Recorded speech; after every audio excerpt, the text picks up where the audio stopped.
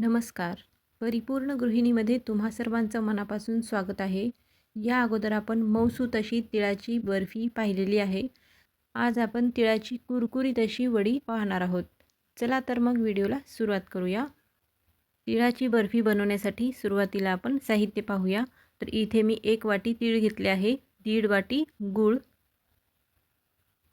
थोडंसं खायचा सोडा मी घेतलेला आहे, आपल्याला थोडंसं लागेल. आणखीन थोडंसं तूप घेतलेलं आहे आणि 2 वाटी जर तीळ असेल तर 3 वाट्या गूळ आपल्याला यासाठी घ्यायचा आहे. गॅसवर इथे मी पॅन ठेवला आहे आणि त्यामध्ये आपण आता तीळ भाजून घेणार आहोत. जे 1 वाटी आपण तीळ घेतलेला आहे ते स्वच्छ निवडून आपल्याला घ्यायचं आहे. त्यामध्ये खडे वगैरे असतात. तीळ उडेपर्यंत आपल्याला हे छान खमंग असं भाजून घ्यायचं आहे. जास्तही आपल्याला हे भाजून घ्यायचं नाही. थोडंसं जास्त जर भाजलं तर त्याची कडसट अशी चव येते. हे पहा, छान आता हे भाजून झालेलं आहे.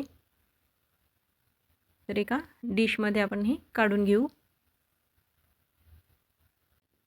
इथे मी एक ताट घेतले आहे आणि तो पालथा करून याला थोडंसं तूप लावून घेत आहे.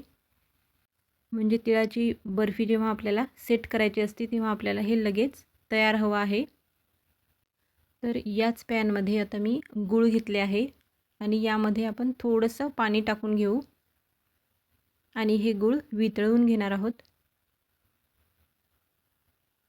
हे पहा, थोडंसं आपल्याला फिरवून घ्यायचं आहे म्हणजे ते गूळ छान वितळेल.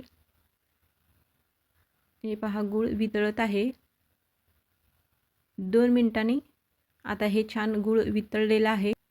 आणखीन 3 ते 4 मिनिट हा गूळ आपण छान शिजवून घेणार आहोत.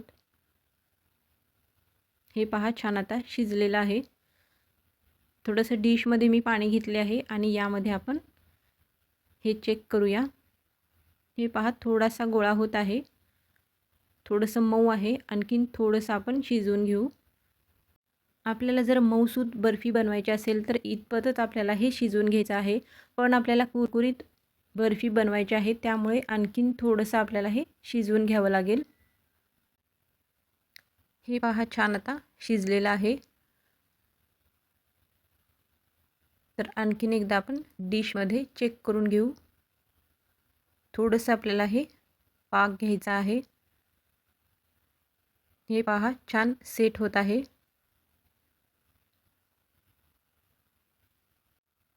त्याची मऊसूत अशी गोळी बनलेली होती. तर लास्ट आता आपण हे चेक करूया. छान सेट झालेलं आहे. हे पहा,